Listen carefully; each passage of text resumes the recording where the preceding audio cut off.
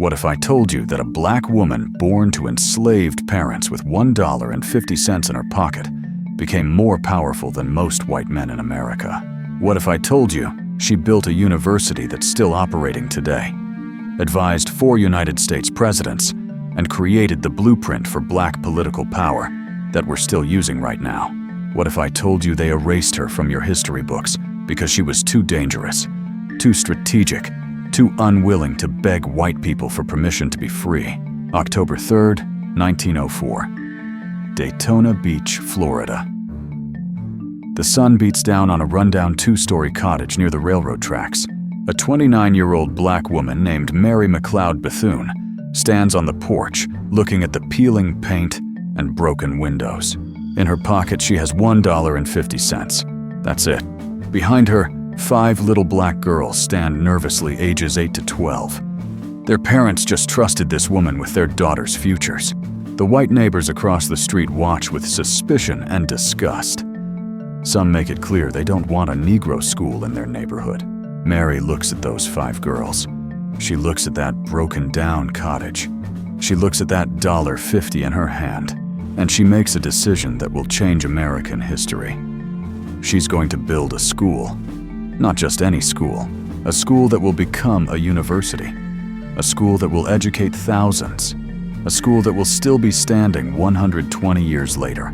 She's going to do it with $1.50, a fierce faith in God, and an absolute refusal to accept the limitations that white supremacy tries to place on black people. The white neighbors don't know it yet. The railroad workers walking past don't know it yet. Even those 5 little girls don't know it yet. But this woman standing on that porch will become one of the most powerful people in America.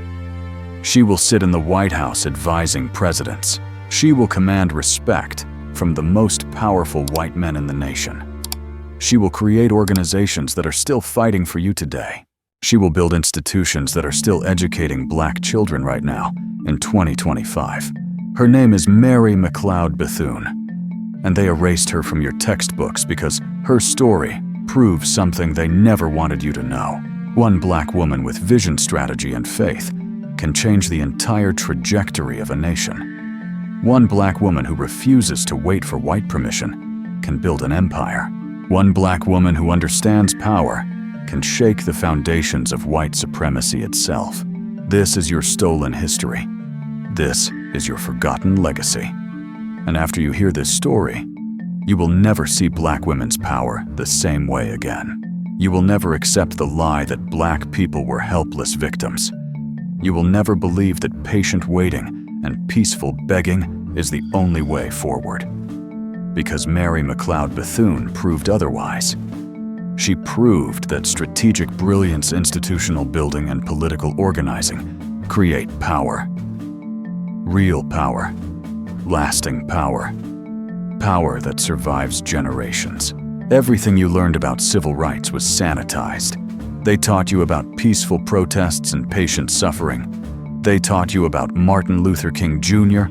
and Rosa Parks. But they never taught you about Mary McLeod Bethune. They never taught you about the black woman who turned $1.50 into a university.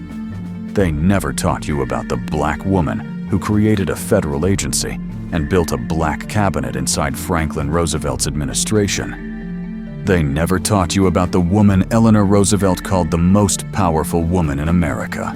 Why not? Because her story is too radical. Because her methods were too effective. Because if you knew what she accomplished, you might try to do the same thing. And they can't have another Mary McLeod Bethune threatening their power structure. They can't have black women understanding that they don't need white permission to build institutions.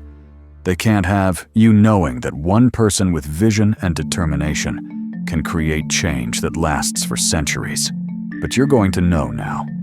By the end of this video, you'll understand exactly how Bethune turned $1.50 into a multi-million-dollar university. You'll know why she was more dangerous to white supremacy than armed rebellions, because she weaponized education and turned it into economic and political power. You'll know how she became the first black woman to head a federal agency and built a network of black officials who who pushed Franklin Roosevelt on civil rights. You'll know why Eleanor Roosevelt considered her a trusted friend and advisor, and why that friendship terrified white supremacists. You'll know how she connected education, economic power, and political influence into a strategy that shaped the civil rights movement and is still working today. This isn't ancient history. Mary McLeod Bethune died in 1955. Your grandparents were alive. Your parents might remember hearing about her. The university she founded is operating right now. Bethune-Cookman University in Daytona Beach, Florida still has students attending classes, still has professors teaching, still has graduates walking across that stage, wearing caps and gowns. 121 years after she started with 5 little girls and $1.50, the organizations she founded are still fighting for Black people right now. The National Council of Negro Women, which she established in 1935, still has chapters in 42 states, still advocates for Black women's rights, still organizes for political power. Her legacy isn't in a museum. Her legacy is alive. Her legacy is working. Her legacy is powerful, and they tried to hide it from you. For decades, most American history textbooks barely mentioned Mary McLeod Bethune. If they mentioned her at all, they reduced her to one sentence: founded a school in Florida. That's it. They didn't tell you she advised 4 presidents. They didn't tell you she represented the United States at the founding of the United Nations. They didn't tell you she created the strategy for Black political organizing that we're still using today. Why the erasure? Because teaching you about Bethune means teaching you that Black women can be more powerful than white men. Teaching you about Bethune means teaching you that Black people don't need white saviors to build institutions and create change. Teaching you about Bethune means teaching you a model of Black power that doesn't require permission, doesn't require approval, doesn't require waiting patiently for white people to decide. Black people deserve equality. That's dangerous. That's threatening. That's revolutionary. So they erased her. They took her out of the textbooks. They made sure most Americans would graduate from high school, graduate from college, and never hear her name, never know her story, never understand her strategy, never learn her methods. But your ancestors knew. Your great-grandmother, who told you to get your education because they can't take that from you. She was echoing Mary McLeod Bethune. Your grandmother, who said own something, build something, leave something for the next generation. That was Bethune's philosophy. Your mother, who worked 2 jobs to send you to college. That was Bethune's sacrifice, multiplied across generations. They knew. They passed it down. Not in history books, not in schools, but in kitchens, in churches, in family gatherings, in whispered wisdom from grandmother to granddaughter. Get your education. Build your institutions. Don't wait for white people to give you permission. Take what's yours. Demand what you're owed. Build what you envision. That's Bethune's legacy flowing through your bloodline. This is your history. This affects your life today. This explains why Black women are the backbone of every civil rights movement. This explains why Black women are the most reliable voters in America. This explains why Black women build and organize and strategize while receiving the least recognition and the least compensation. Because that's what Bethune taught. Build anyway. Organize anyway. Fight anyway. Don't wait for applause. Don't wait for credit. Build institutions that will outlast you. Create power that will protect generations you'll never meet. That's the legacy. That's the truth. That's what they tried to hide from you. But not today. Today you're going to learn the real story of Mary McLeod Bethune. From cotton fields to presidential advisor. From $1.50 to a multi-million-dollar university. From the daughter of enslaved people to the woman who sat in the Oval Office and advised the President of the United States. From 5 little girls in a broken-down cottage to thousands of graduates who became teachers, doctors, lawyers, pastors, activists, and leaders. This is how one black woman changed America. This is how she built an empire. This is how she created power. And this is how you can continue her legacy. Let's begin. July 10, 1875. Mayesville, South Carolina, a plantation. But not during slavery. 10 years after slavery ended, a black woman named Patsy McLeod gives birth to her 15th child. They name her Mary Jane McLeod, and she is the first child in that family born free. Think about what that means. 14 older siblings were born enslaved, born as property, born to be bought and sold. Mary's mother, Patsy, was a slave. Mary's father, Samuel, was a slave. They both worked this same plantation owned by a white man named Samuel McLeod. That's where they got their last name, from the man who owned them, like you own a chair or a table. 1865. The Civil War ends. Slavery ends. Samuel and Patsy are suddenly free, but free to do what they have: no money, no land, no education, nowhere to go. So they stay. They keep working the same cotton fields where they were enslaved, but now they're sharecroppers instead of slaves. Different name, same oppression, same cotton, same white man taking most of the profit, same poverty. But Samuel and Patsy have something now that they didn't have before: hope. They're legally married now. Before, enslaved people couldn't legally marry. Their marriages weren't recognized. Their families could be split up and sold at any moment. But now they're married. Their children are theirs.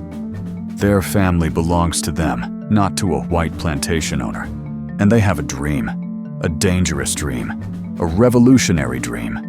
They want to own land, their own land, not white people's land, not land they rent or sharecrop. Their land, land they own, land they can pass down to their children. So they save every penny, every nickel, every dime. Samuel works as a carpenter when he's not in the cotton fields. Patsy takes in laundry from white families. They save for 5 years. 5 years of scrimping and sacrificing. 5 years of their 17 children wearing the same clothes, eating the same simple food, going without so their parents can save. 1870. Samuel and Patsy McLeod buy 5 acres of land, their own land. They build a small cabin, nothing fancy. Rough wood, dirt floor, but it's theirs. They own it. A deed with their names on it. Samuel McLeod and Patsy McLeod, property owners, in South Carolina, just 5 years after slavery ended. Do you understand how revolutionary this is? Do you understand how threatening this is to white supremacy?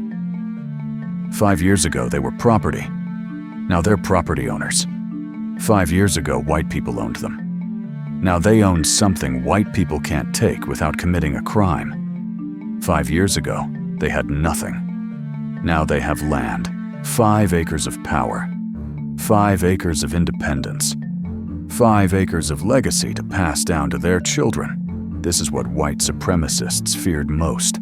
Not violence, not rebellion, but black economic independence. Black people who didn't need white approval.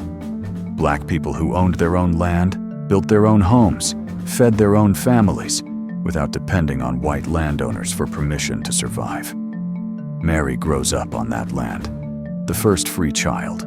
She picks cotton alongside her siblings. She works hard. Everybody works hard. But she's curious. She's smart. She asks questions. She wants to know things.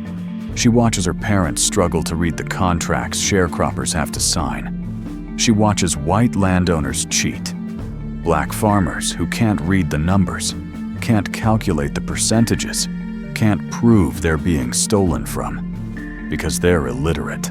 She's 7 years old one day. In 1882, when her mother takes her along to deliver clean laundry to a wealthy white family in town. While Patsy is collecting payment, Mary wanders into the children's playroom. She's never seen so many toys. So many books. Beautiful books with pictures and gold lettering. She picks one up. She opens it. She stares at the mysterious marks on the page. Letters. Words. Knowledge she can't access because she doesn't know how to read. A white girl, maybe 9 or 10 years old, storms over. She snatches the book from Mary's hands. "You can't read that," she says with disgust. "You can't even read. That's not for you. That's not for colored people. Put it down." Mary stands there humiliated, angry, powerless. She's holding this object that contains knowledge, stories, ideas, power. But she can't access it. The white girl can. The white girl was born with access to books, education, knowledge, power. Mary was born without it. And this white girl is making it very clear that Mary doesn't deserve it, will never have it, should never even touch it. Mary goes home and tells her mother what happened. "Mama, I want to learn to read. I want to read that book. I want to know what's in those books. I want to understand the words. I don't want white people to be able to cheat us because we can't read." Patsy McLeod looks at her daughter. She's been free for 17 years now, but she still can't read.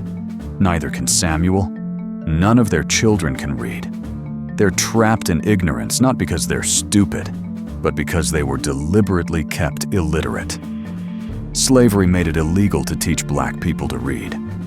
After slavery, Southern states didn't build schools for black children. No education, no opportunity, no escape from poverty and oppression. But Patsy sees something in Mary. A fire, a determination, a hunger for knowledge that won't be denied. She tells Mary, "If there's ever a chance for you to go to school, you're going. I promise you that." 1885, 3 years later, a miracle happens. Trinity Presbyterian Mission opens a school for black children about a mile from the McLeod farm. It's a tiny one-room schoolhouse run by a black missionary teacher named Emma Wilson. Emma Wilson was educated in the North. She came south to teach black children. She can only take a handful of students, maybe 12 or 15 children total. She goes around to black families asking who wants to send their children to school. Many families say no. They need their children in the fields working. They can't spare the labor. Education is a luxury they can't afford. But some families say yes. The McLeod family says yes. Emma Wilson visits the McLeod cabin. She meets 10-year-old Mary. She sees that fire, that hunger, that determination. She sees something special. She accepts Mary into the school. Mary walks 5 miles each way every day to get to that one-room schoolhouse. 5 miles there, 5 miles back, 10 miles a day. Rain or shine, hot or cold. She never misses a day if she can help it. She's the only child in her family who can go to school.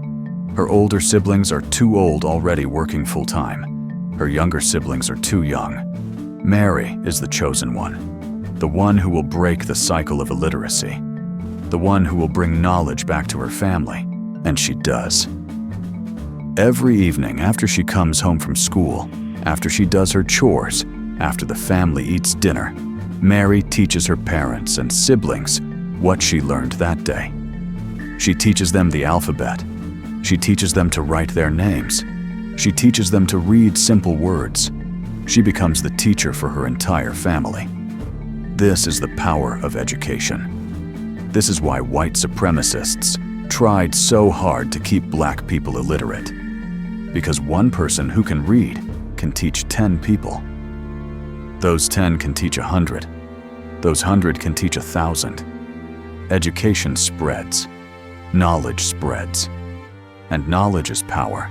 Mary McLeod excels in that little one-room schoolhouse. Emma Wilson can't believe how fast she learns, how hard she works, how determined she is. Mary reads every book Emma gives her. She memorizes Bible verses. She practices her penmanship until it's perfect.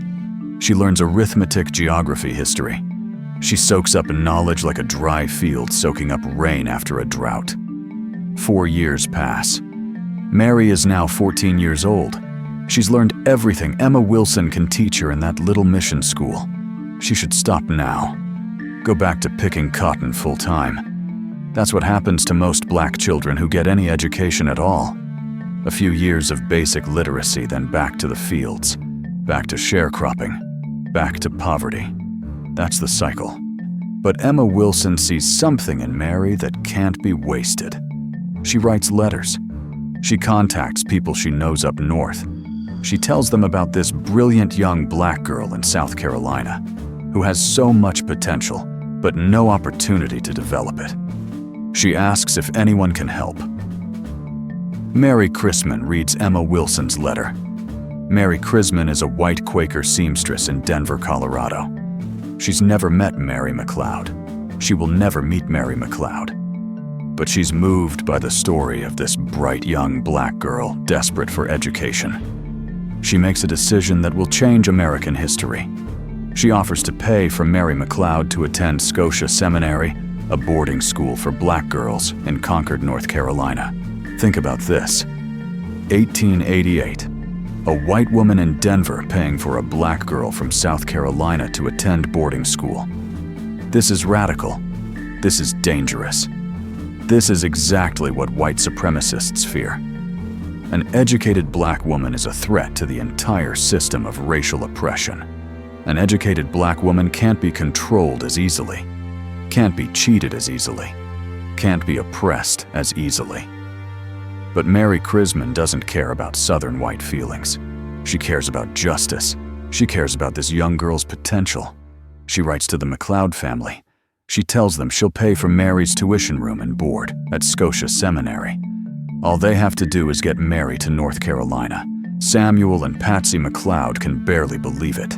Their daughter, their Mary, going to a real school, a boarding school, up north where black people are treated better, getting a real education. It's everything they've dreamed of since they were freed from slavery. Education, opportunity, a chance for their child to have a better life than they had. Mary is 14 years old when she leaves Mayesville, South Carolina for Concord, North Carolina. She's never been away from home before. She's never been more than 10 miles from the farm where she was born. Now she's traveling hundreds of miles to a place she's never seen, to live with people she's never met, to get an education she barely dares to dream about. Scotia Seminary is like nothing Mary has ever experienced. It's a real school building, with actual classrooms, real desks, hundreds of books, teachers who are educated at colleges up north, and the students, 50 black girls from all over the South, all hungry for knowledge, all determined to make something of themselves. Scotia Seminary doesn't teach black girls to be maids and cooks. Scotia Seminary teaches classical education, Latin, literature, science, mathematics, history, music, public speaking. They're teaching these black girls the same curriculum that wealthy white boys learn at elite academies. They're preparing these black girls to be teachers, leaders, professionals. They're preparing them to go back south and uplift their communities. Mary thrives. She studies everything. She joins the choir. She learns to play organ. She excels in literature and public speaking. She absorbs knowledge, like she's making up for all the years she couldn't go to school, all the generations of her family who were deliberately kept illiterate. She spent 6 years at Scotia Seminary, 6 years of rigorous academics, 6 years of developing her mind, 6 years of preparation for leadership. She graduates in 1894 at age 19. Most graduates return home to teach in small southern schools. That's the expectation. That's the path. But Mary has a bigger dream. She wants to be a missionary in Africa. She wants to go to Africa and teach the gospel. She wants to help African people the way Emma Wilson helped her, the way Mary Chrisman helped her. She wants to give back. So she applies to Moody Bible Institute in Chicago. Moody is an integrated Christian school, one of the few places in America where black and white students study together. It's radical, it's controversial, but it's her best chance to get the training she needs to become a missionary. She's accepted. At age 19, Mary McLeod leaves North Carolina for Chicago, from a cotton field in South Carolina, to boarding school in North Carolina, to Bible college in Chicago. She's traveling farther from home than she ever imagined. She's getting opportunities her parents never dreamed possible.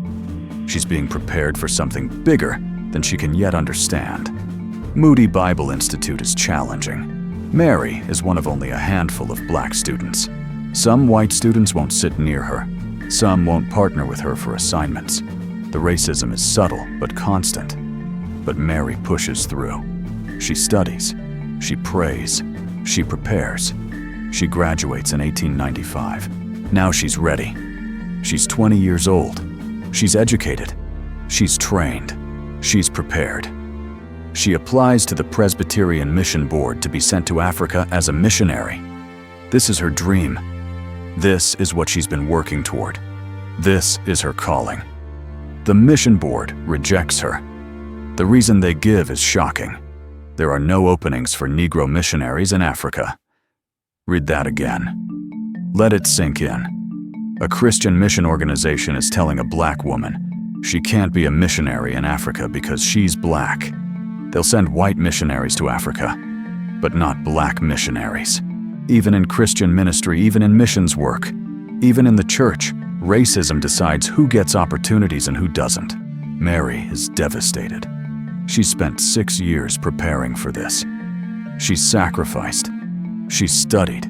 She's prayed. And they're telling her no. Not because she's unqualified. Not because she's unprepared. But because she's black. She could give up. She could be bitter. She could walk away from ministry entirely. But Mary McLeod doesn't give up. She redirects. If they won't let her teach in Africa, she'll teach African Americans in the South. If they won't give her a mission field across the ocean, she'll create a mission field right here in America. If they won't open doors for her, she'll build her own doors. This is the moment that shapes everything that follows. This rejection becomes her redirection. This closed door becomes her motivation to build something even bigger than she imagined. This no becomes the beginning of her yes. 1895. Mary McLeod returns to the South. She's 20 years old, educated, trained, and burning with purpose. She takes a teaching position at Haynes Normal and Industrial Institute in Augusta, Georgia. The founder is Lucy Craft Laney, another pioneering black woman educator. Lucy Laney becomes Mary's mentor. Mary watches how Lucy runs a school, how she raises funds, how she navigates the treacherous waters of white supremacy while building a black institution. How she teaches black girls, not just to read, but to think, not just to survive, but to lead. Mary learns. She teaches during the day and studies Lucy Laney's methods at night. How to approach wealthy white people for donations without degrading herself. How to present black education as something that benefits the entire community. How to make white people feel good about supporting black advancement. It's strategic. It's brilliant. It's survival.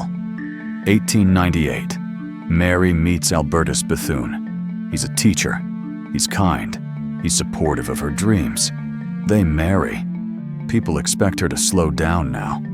Settle into being a wife. Maybe have children. Focus on her home. That's what women are supposed to do, especially in 1898. Mary has different plans. She keeps teaching. 1899, she gives birth to her only child, Albert Jr. She loves him fiercely, but motherhood doesn't stop her. She teaches with her baby on her hip when she has to. She brings him to school. She keeps working. because she knows her calling is bigger than just her own family. Her calling is to educate an entire race of people who have been systematically denied education for centuries. She moves to different schools: Kindell Institute in Sumter, South Carolina, Palatka Mission School in Florida. She's learning, she's building experience, she's preparing. She doesn't know exactly what she's preparing for yet, but she knows God is leading her somewhere. 1904. Mary Bethune is 29 years old. She's teaching in Palatka, Florida, and she hears about Daytona Beach. The Florida East Coast Railway is extending its line down the coast. They need workers. Black men are flooding into Daytona Beach for construction jobs. These men are bringing their families, their wives, their children, and there's no school for their children, especially not for their daughters. Mary Bethune hears this, and something clicks in her spirit. This is it. This is what she's been preparing for. This is her mission field. She's going to Daytona Beach. She's going to start a school. Not work at someone else's school. Start her own school, her own institution. Following the model Lucy Craft Laney showed her. Following the vision God planted in her heart. Her husband Albertus is skeptical. Start a school with what money? With what building? With what students? They have almost nothing. Mary has a little money saved from teaching. Maybe $6. That's it. No wealthy donors. No organization backing her. No guarantees. Mary says God will provide. I'm going to Daytona Beach. I'm starting a school. You can come with me or not, but I'm going. October 3rd, 1904. Mary Bethune arrives in Daytona Beach, Florida. She has $1.50 left after paying for her travel and her first week's rent. $1.50 to start a school. It sounds impossible. It sounds insane. But Mary McLeod Bethune doesn't operate by the world's logic. She operates by faith. She rents a 2-story cottage near the railroad tracks. It's run down. Peeling paint. Broken windows. Holes in the floor. No electricity. No running water. Rent is $11 a month. She has $1.50. She has no idea how she'll pay next month's rent. But she has faith. She has vision. And she has a commitment to do whatever it takes. She goes door to door in the black community. She introduces herself. She tells people she's opening a school for their daughters. She asks them to send their girls to her. She charges 50 cents a week for tuition. Most families can't afford it. She tells them pay what you can. Bring vegetables, bring eggs, bring firewood. We'll make it work. 5 families trust her. 5 little black girls show up on opening day, ages 8 to 12. Their names are Lucille Celeste, Anna Lena, and one more whose name is lost to history, but whose presence that first day changed history.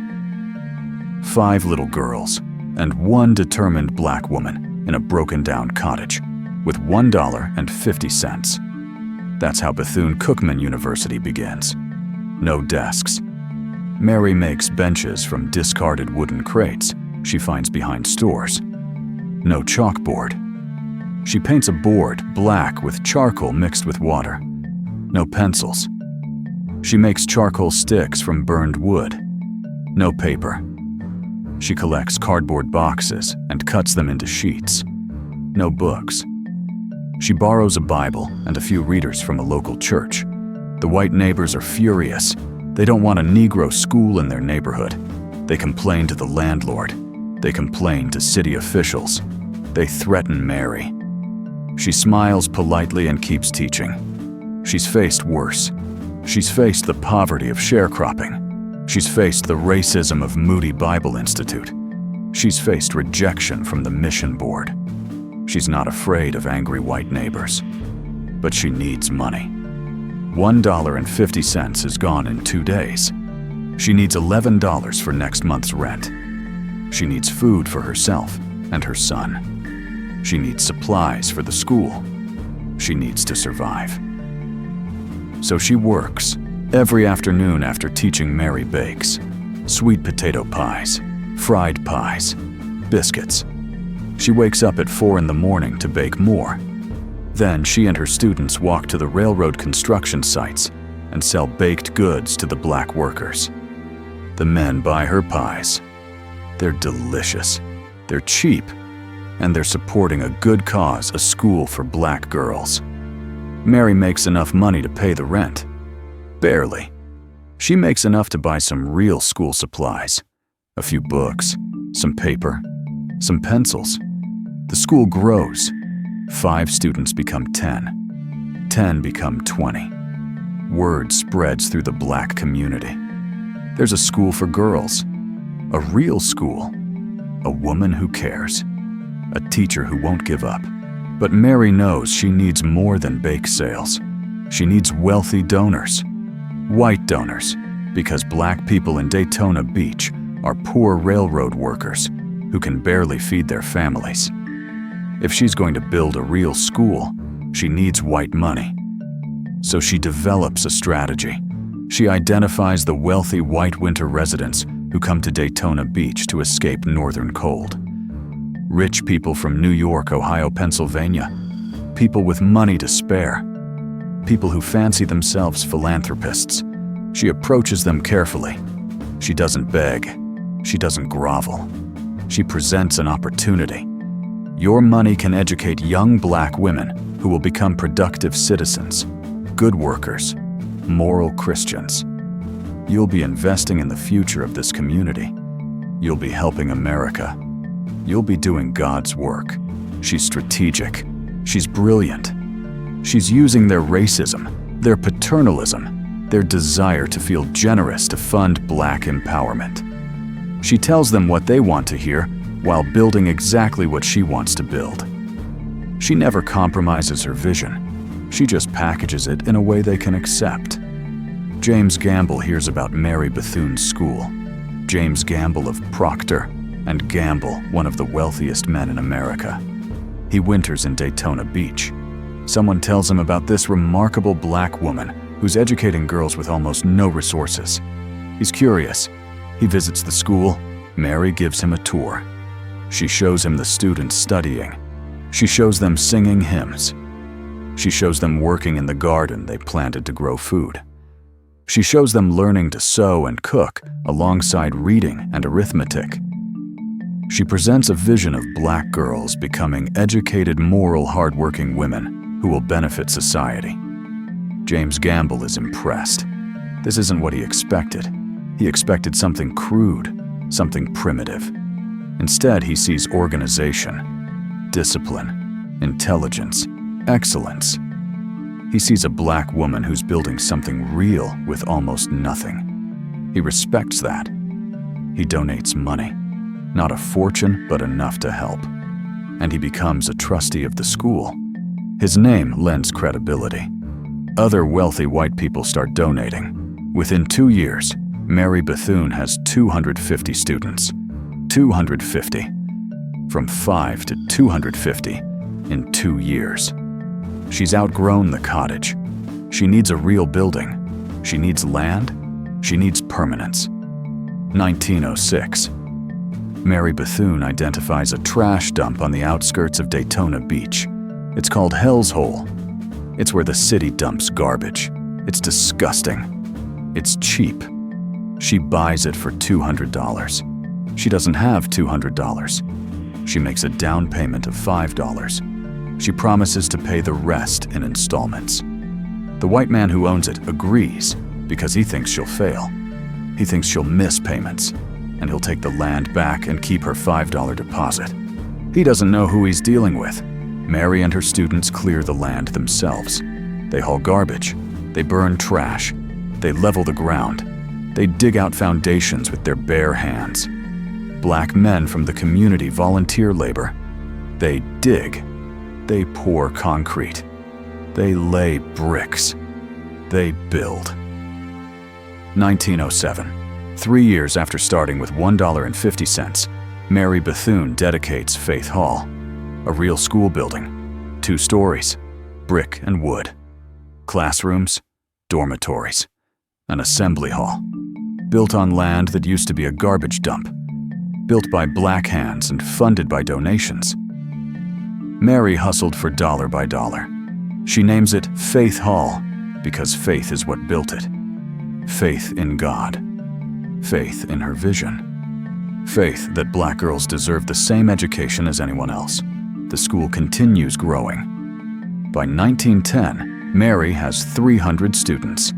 She adds a high school program. She adds vocational training in cooking, sewing, and homemaking alongside academics. She's preparing these girls for the real world they'll face. A world where they'll need to work. A world where they'll need to support themselves and their families. A world where education plus skills equals opportunity. But Mary Bethune adds something else that makes her school revolutionary. She adds a hospital. 1911. She opens McLeod Hospital right next to the school. It's the only medical facility in the area that will treat black patients. White hospitals turn black people away. Black people get sick and die because they can't get medical care. Mary Bethune says not anymore. Not in my community. She trains her students as nurses. She brings in black doctors. She treats black patients regardless of their ability to pay. The hospital becomes a lifeline for the entire black community in Daytona Beach. People come from miles away because they know McLeod Hospital will treat them with dignity and skill. Do you see the strategy here? Do you see the vision, education, vocational training, healthcare? She's building an entire infrastructure for black empowerment. Not begging white institutions to treat black people fairly. Building black institutions that serve black people directly. Creating black economic and social power independent of white approval. This is what white supremacy fears most. Not protests, not complaints, but black people building their own institutions. Black people creating their own opportunities. Black people succeeding without needing white permission or white resources. That's real power. That's lasting power. That's threatening power. The school keeps expanding. 1912, 1913, 1914. More buildings, more students, more programs. Mary Bethune is becoming known throughout Florida. People call her a miracle worker. They call her a genius. They call her an inspiration. Black families send their daughters from across the South. White philanthropists donate because they respect what she's building. But there's tension. Her husband Albertus feels neglected. She's always working, always fundraising, always teaching, always building. He wants a normal marriage, a wife who stays home, a wife who focuses on him and their son. Mary tries to balance, but her calling is too big. Her vision is too consuming. Her mission is too urgent. Eventually they separate, not officially divorced, but living apart. It's painful. But Mary knows she can't be both the wife Albertus wants and the educator her people need. She chooses her calling. 1923. Mary Bethune's school has been operating for 19 years. It has hundreds of students, multiple buildings, a strong reputation, but it's struggling financially. Running a school costs money, constant money, more money than bake sales and small donations can provide. Mary needs institutional support. She needs backing from a larger organization. The Methodist Episcopal Church runs Cookman Institute, an all-male school in Jacksonville, Florida. Cookman Institute is also struggling financially. Someone suggests a merger. Combine the two schools. Pool resources. Create one strong institution instead of two struggling ones. Mary negotiates carefully. She'll agree to a merger only if certain conditions are met. The school must remain in Daytona Beach, not Jacksonville. The school must keep her vision and values. And she must be president, not co-president, not assistant president. President. A black woman president of a college in the South in 1923. The Methodists agree. They recognize her leadership. They recognize her vision. They recognize that this institution wouldn't exist without her. October 3, 1923, exactly 19 years after she started with 5 girls and $1.50, the school officially becomes Bethune-Cookman Collegiate Institute. Later, shortened to Bethune-Cookman College. Mary McLeod Bethune becomes the first black woman president of a college in the United States of America. Think about that. A woman born to enslaved parents. A woman who grew up picking cotton. A woman who started a school with $1.50. Now she's a college president. She sits in an office with her name on the door.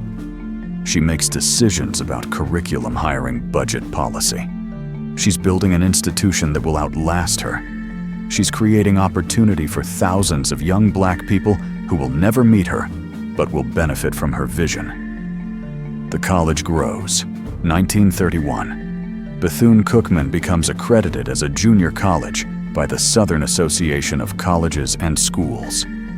This is huge. Accreditation means credibility.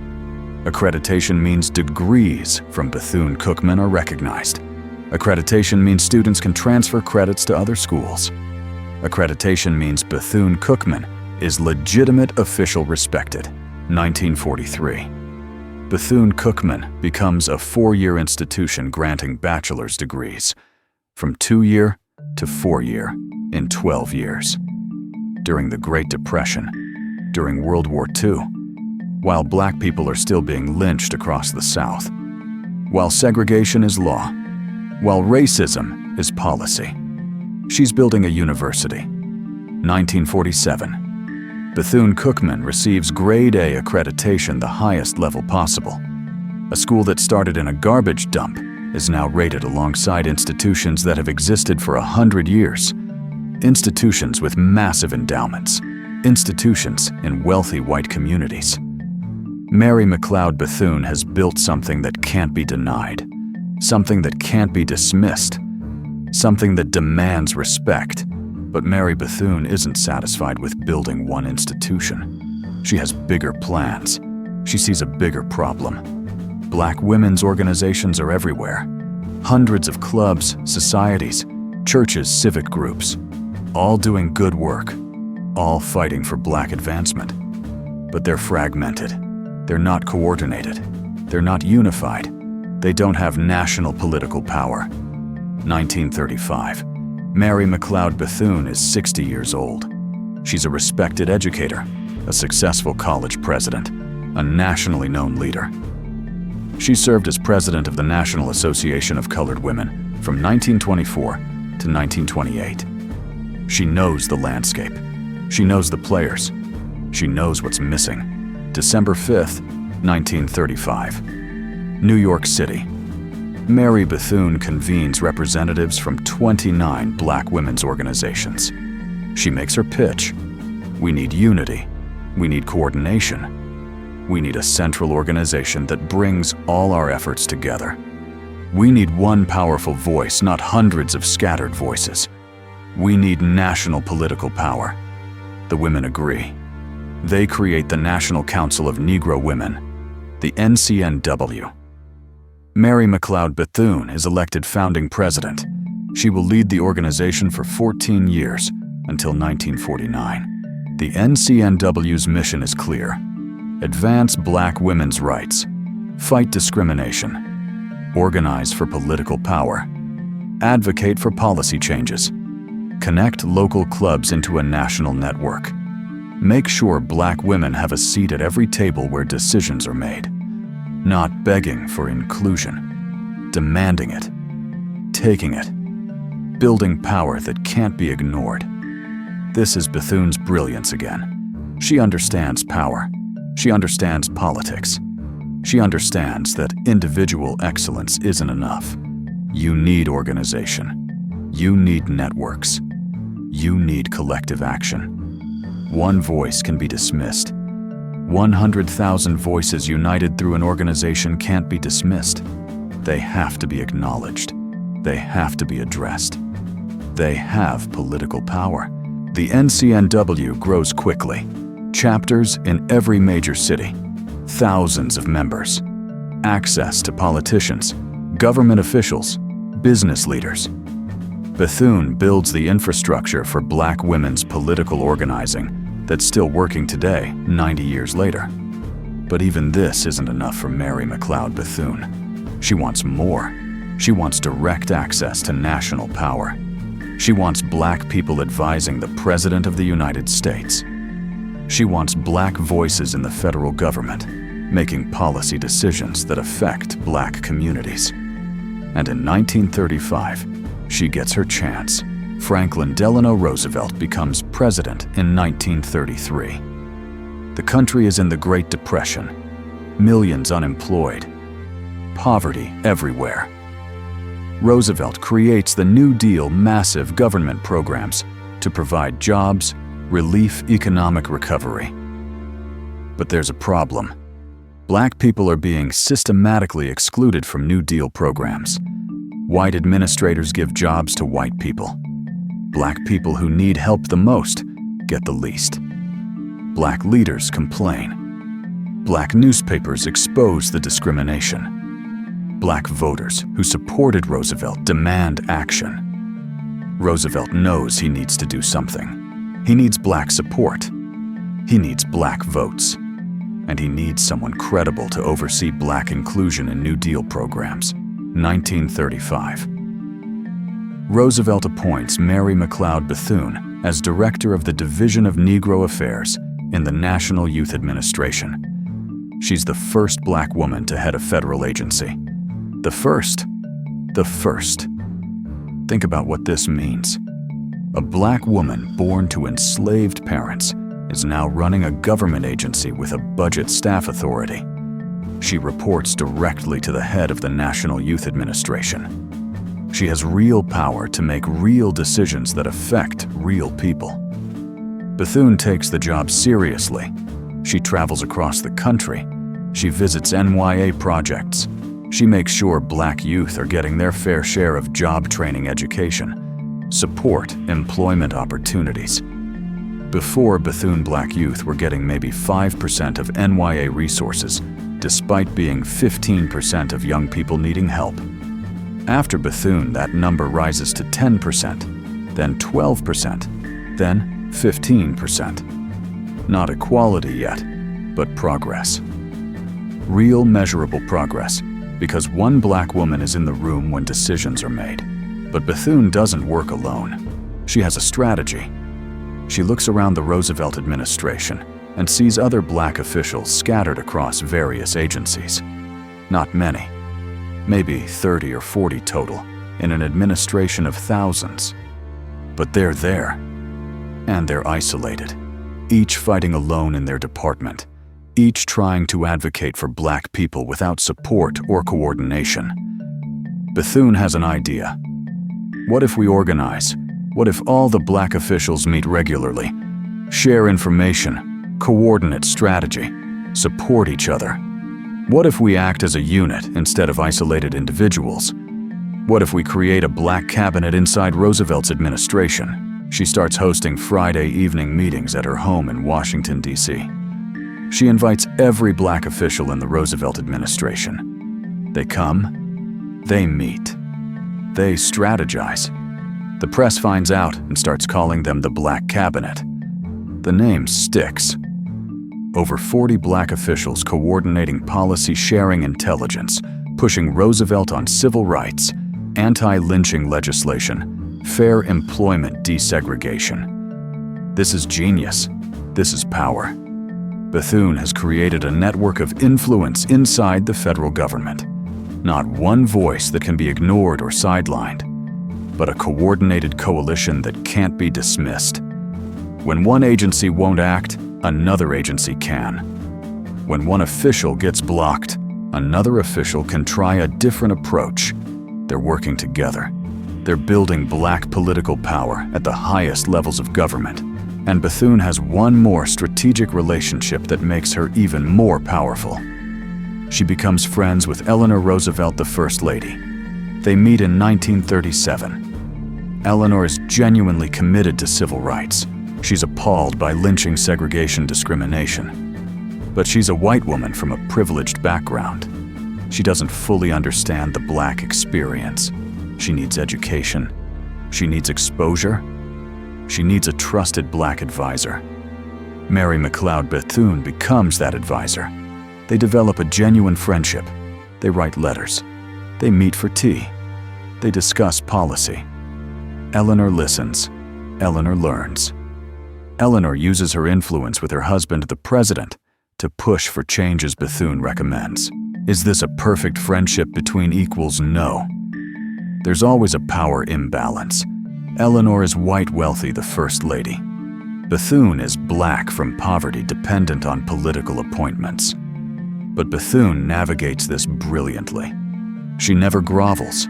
She never begs. She presents herself as a partner, an educator, a leader who happens to be Black, educating a leader who happens to be white. She maintains her dignity. She advances her agenda. She uses the friendship strategically, while also genuinely caring for Eleanor. And it works. Eleanor Roosevelt becomes one of the strongest white voices for civil rights in the 1930s and 40s. She pushes Franklin. She speaks out publicly. She uses her newspaper column to advocate for Black rights. She attends NAACP meetings. She visits Black communities. She integrates White House events. Much of this is because Mary McLeod Bethune is in her ear, educating her, guiding her, showing her what needs to be done. 1941. America enters World War II. Black men enlist to fight for their country. But the military is segregated. Black soldiers are treated as inferior. Black women want to serve too. But the Women's Army Corps initially refuses to accept Black women. This is outrageous. Black people are patriotic. Black people want to serve. Black people want to defend America.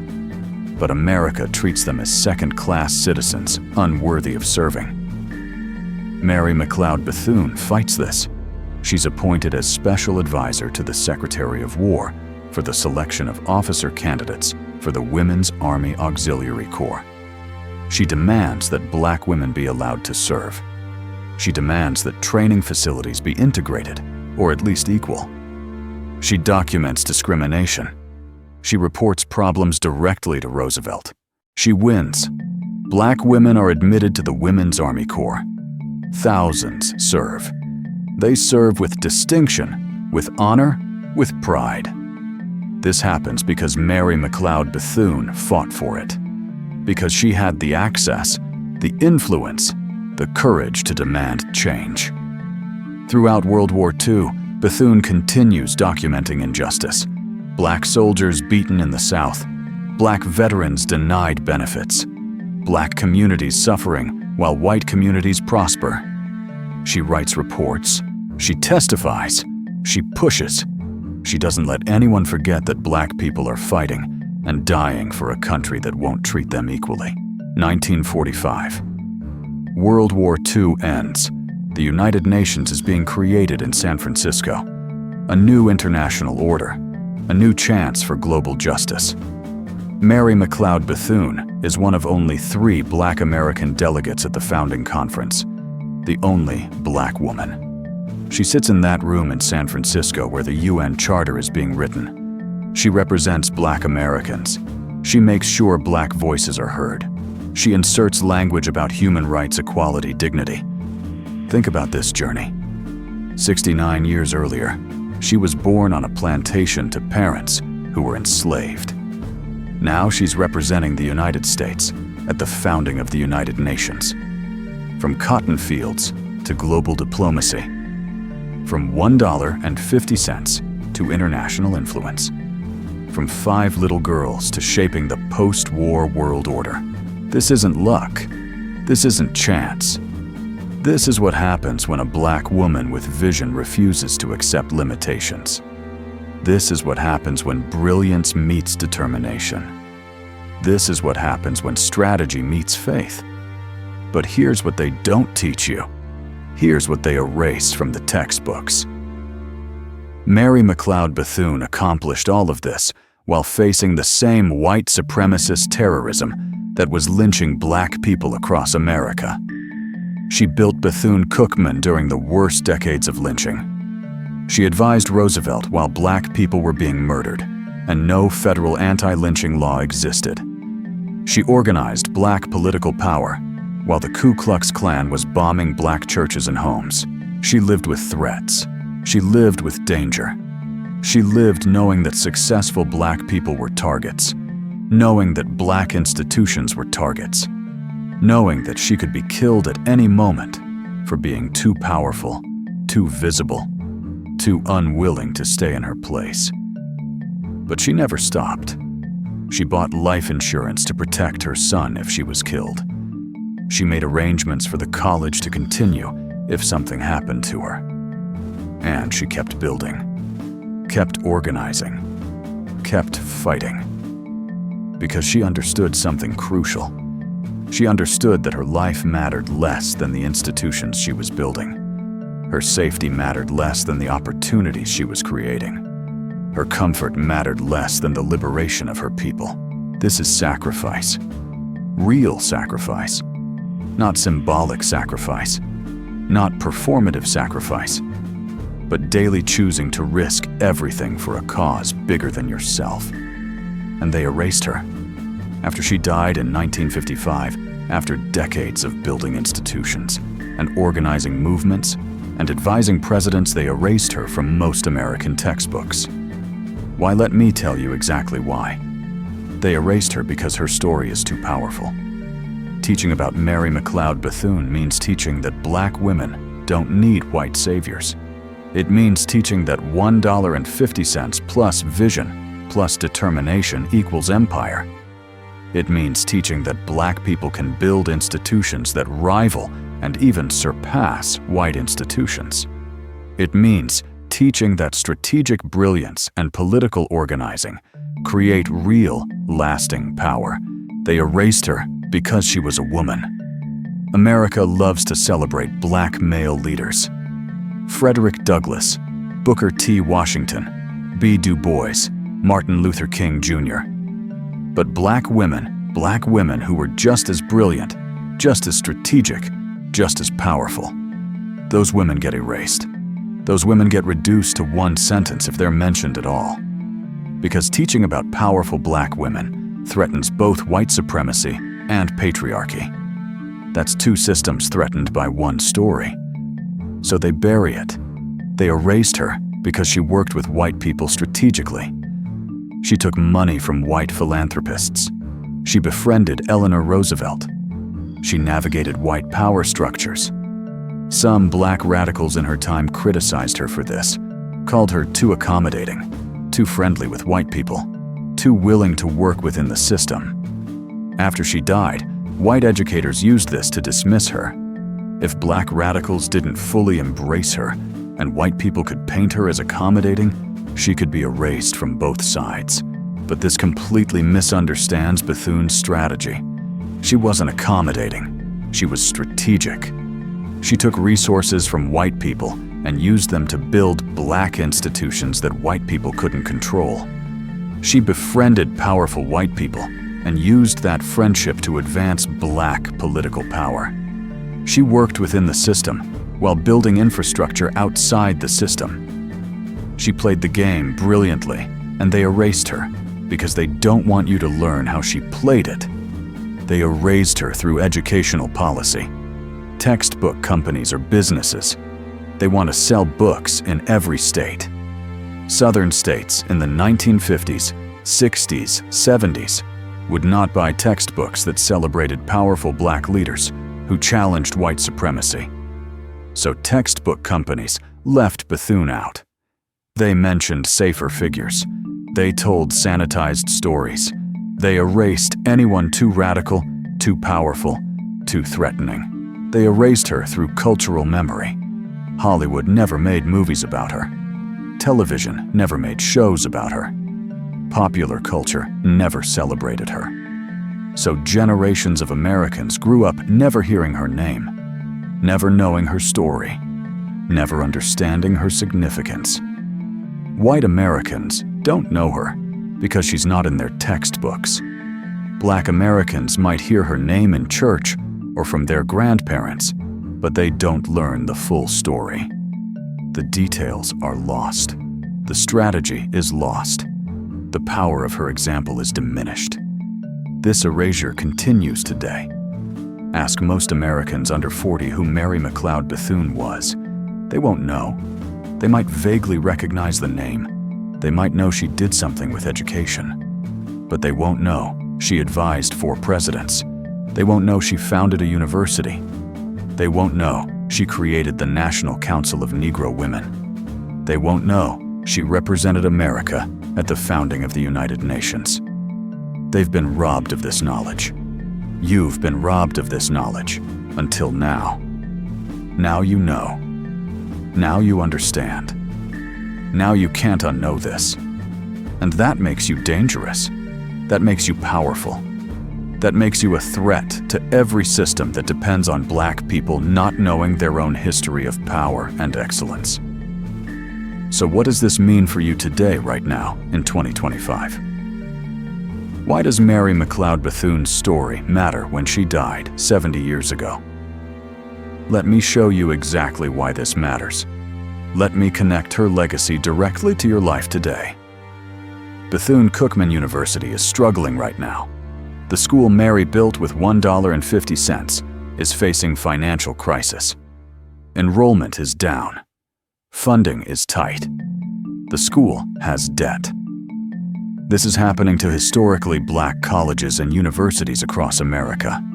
Howard Spelman Morehouse, Fisk, all the schools that educated Black people, when white schools excluded them. All the schools that created the Black middle class are struggling, while wealthy white universities have endowments worth billions.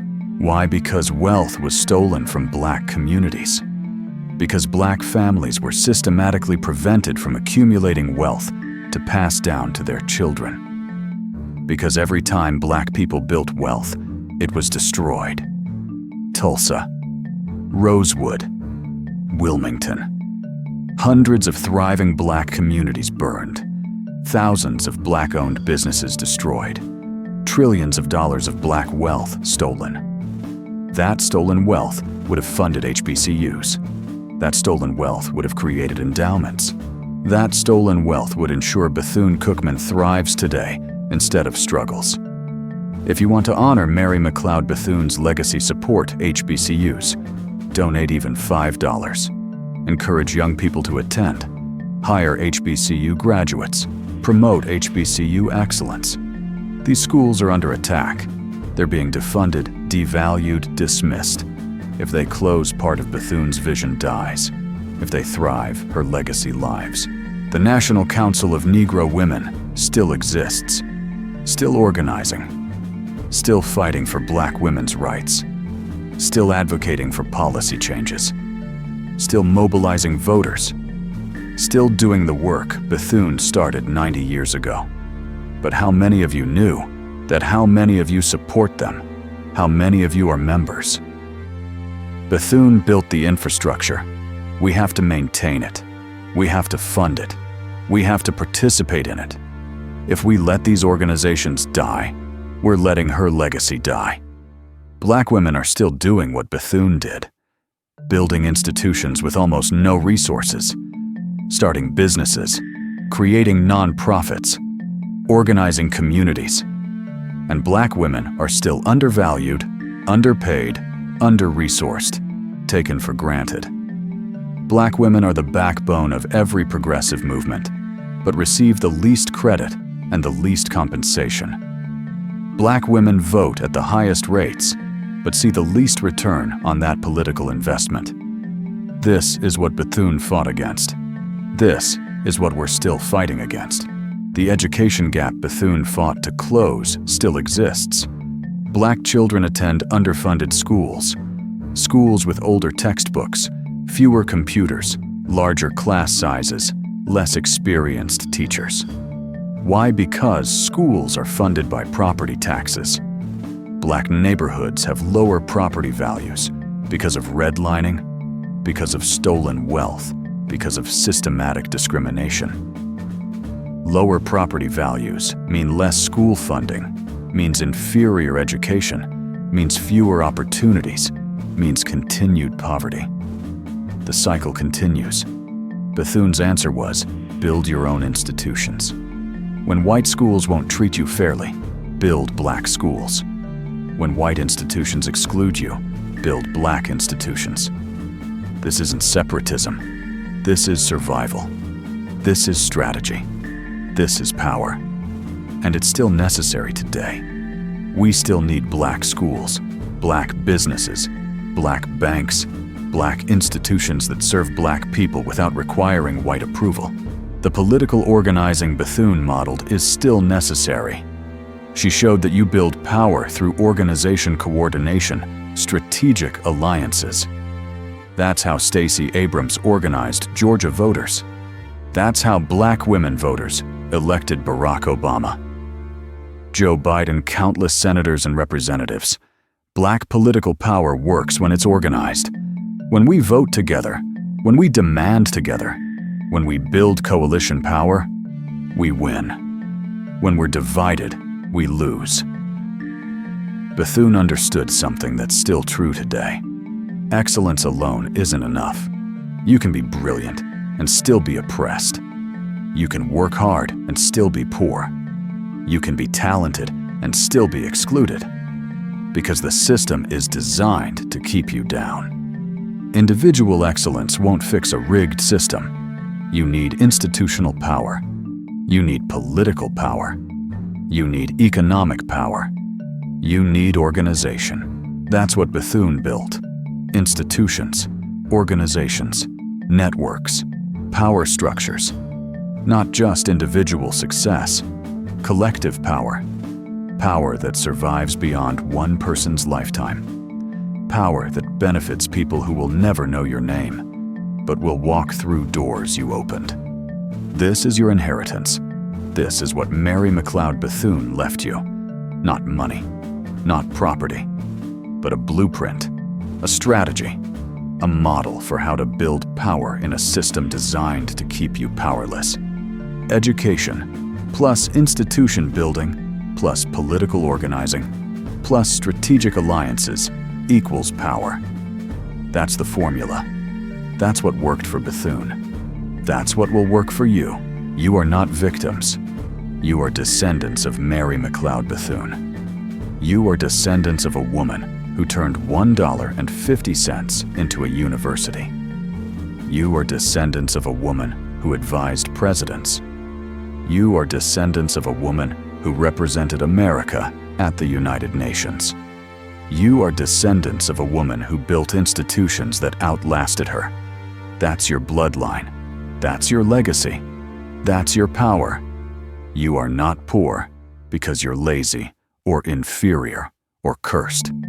You're navigating a system that was designed to extract wealth from black communities and transfer it to white communities.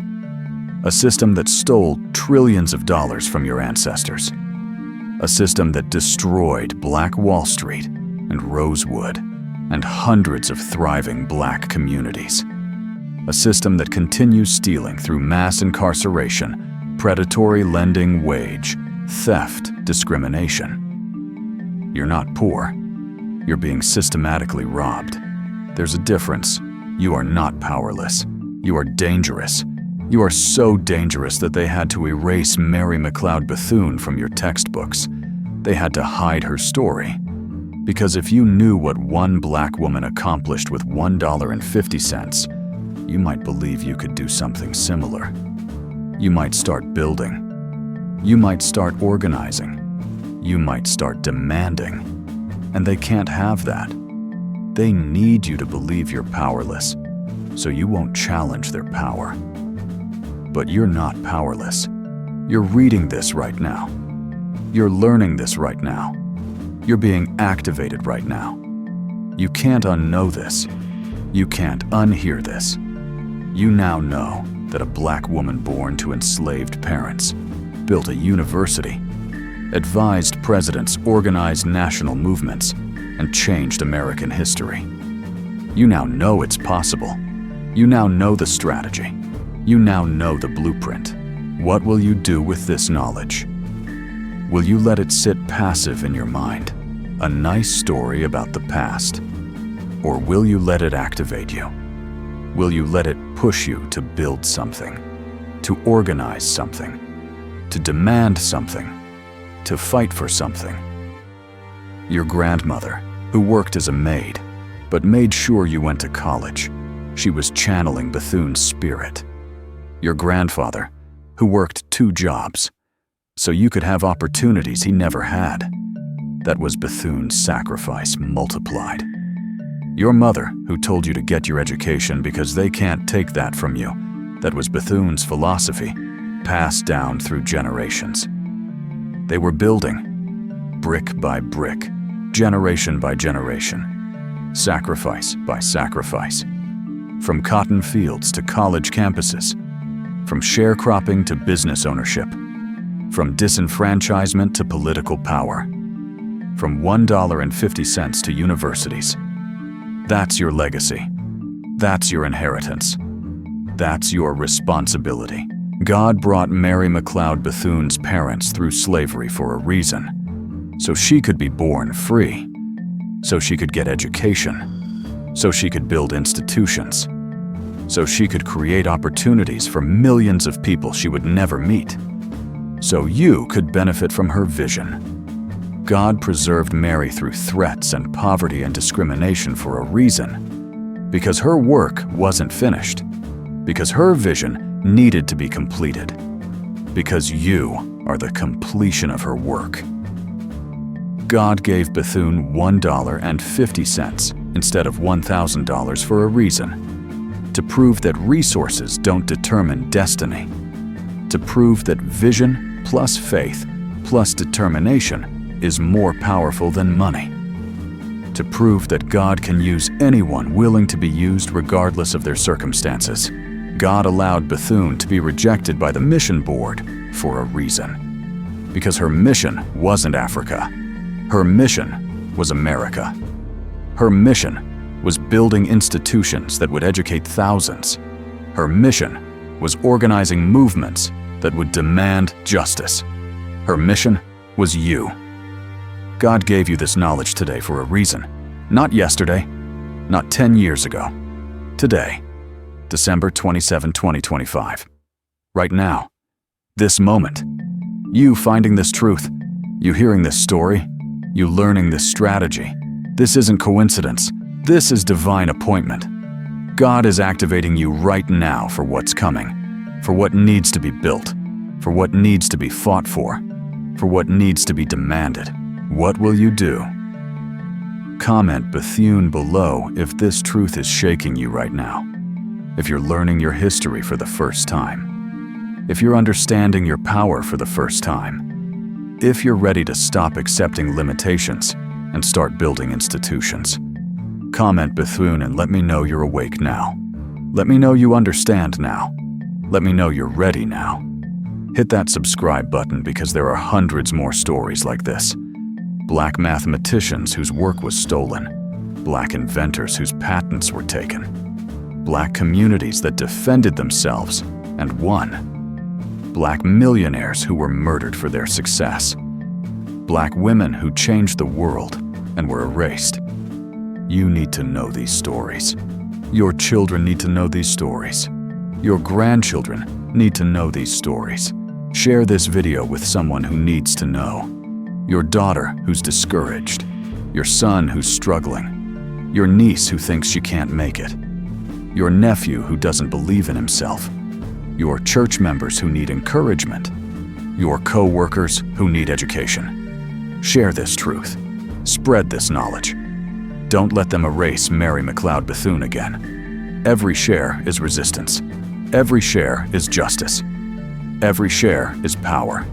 Support Bethune-Cookman University. Donate. Even $5 helps. Even $10 matters. This is Mary's living legacy. This is the school she built with $1.50. If it closes, part of her vision dies. If it thrives, her vision lives on. Support all HBCUs. They're under attack. They need you. They're graduating black doctors, black engineers, black teachers, black leaders. They're doing the work Mary started. They need your support. Support the National Council of Negro Women. Join, participate, donate, organize. This is the organization Mary founded to give black women political power. It's still working. It's still fighting. It's still organizing. But it needs you. It needs your membership. It needs your energy. It needs your commitment. Teach your children this story. Don't wait for schools to teach them. Schools won't. Schools erased Mary McLeod Bethune for 70 years. They're not going to suddenly start teaching her story accurately. You have to be the teacher. You have to be the historian. You have to pass down this legacy. Tell them about Mary. Tell them about $1.50 becoming a university. Tell them about a black woman advising presidents. Tell them they come from power. Build something. Start something. Create something. You don't need $1 million. Mary had $1.50. You don't need permission. Mary didn't ask permission. You don't need perfect conditions. Mary started in a garbage dump. You need vision. You need faith. You need determination. You need willingness to work. You need commitment to something bigger than yourself. What will you build? What will you organize? What will you start? What legacy will you leave? What institution will outlast you? What doors will you open for people you'll never meet? This is your calling. This is your responsibility. This is your power. Let us pray. Father God, we come before you with grateful hearts. We thank you for Mary McLeod Bethune. We thank you for bringing her parents through slavery so she could be born free. We thank you for giving her vision when she had only $1.50. We thank you for making her the first black woman to head a federal agency. We thank you for allowing her to advise 4 presidents. We thank you for the university that still stands today, 121 years later, still fulfilling her vision. We pray for Bethune-Cookman University and all historically black colleges and universities. Protect them from closure. Provide them with resources. Send them students who are hungry for knowledge and determined to build. Send them donors who understand their value. Send them leaders who will continue Mary's vision. Don't let these institutions die. Don't let this legacy be lost. We pray for black women everywhere who are carrying the weight Mary carried. Give them strength when they're exhausted. Give them wisdom when they're confused. Give them courage when they're afraid. Give them favor with those in power. Give them resources to build what you've called them to build. Give them recognition for what they accomplish. Don't let their work be taken for granted. Don't let their sacrifices be forgotten. Don't let their brilliance be erased. We pray for the children watching this video. Plant this seed deep in their hearts.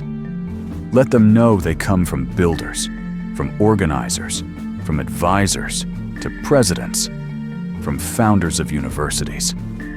Let them reject the lie that they're powerless. Let them embrace the truth that they're dangerous to every system built on oppression. Let them understand that education plus institution building plus political organizing equals power. Let them build institutions that will outlast them. Let them open doors for generations they'll never meet. We pray for justice, for educational equity, so every black child gets the quality education they deserve. For economic opportunity, so black families can build wealth and pass it down. For reparations for the trillions of dollars stolen from our communities. For restoration of everything that was destroyed from Black Wall Street to Rosewood, to the countless communities erased from history. For the closing of every gap that racism created. And Lord, we pray for ourselves right now. Give us the spirit of Mary McLeod Bethune. Make us bold when systems demand we be quiet. Make us strategic when circumstances demand we be reactive. Make us unwilling to wait for permission when you've already given us the vision. Make us willing to start with $1.50 when you've called us to build an empire. Make us willing to risk everything for causes bigger than ourselves. Make us builders of institutions that outlast us. Make us educators who pass down truth. Make us organizers who create collective power. Make us dangerous to every lie. Make us threatening to every unjust system. Make us unstoppable in our pursuit of justice. Make us faithful to the legacy Mary left us. Make us worthy of the ancestors who sacrificed so we could be here. In Jesus' mighty name we pray. Amen. Mary McLeod Bethune said the whole world opened to me when I learned to read. She also said, we must stop crying and start trying. We must stop talking and start walking. You've just learned your history. You've just learned about a black woman who built a university with $1.50, who advised 4 presidents, who created the blueprint for black political power that we're still using today, who refused to wait for white permission, who took what was hers. That's your legacy. You are not victims waiting for rescue. You are descendants of empire builders. You are not hoping for handouts. You are demanding what is owed. You are not powerless. You are dangerous. Walk in that power. Build like Bethune built. Strategize like Bethune strategized. Organize like Bethune organized. Demand like Bethune demanded. From cotton fields to presidential advisor. From $1.50 to a multi-million-dollar university. From 5 little girls to thousands of graduates. From sharecropper's daughter to the woman they called the First Lady of the Struggle. That's not a fairy tale. That's your history. That's your inheritance. That's your power. Remember her name. Mary McLeod Bethune. Remember her legacy. Education is power. Institutions are power. Organization is power.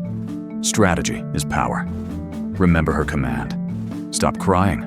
Start trying. Stop talking. Start walking. Stop waiting for permission. Start building your vision. They erased her once. You won't let them do it again. God bless you. Stay powerful.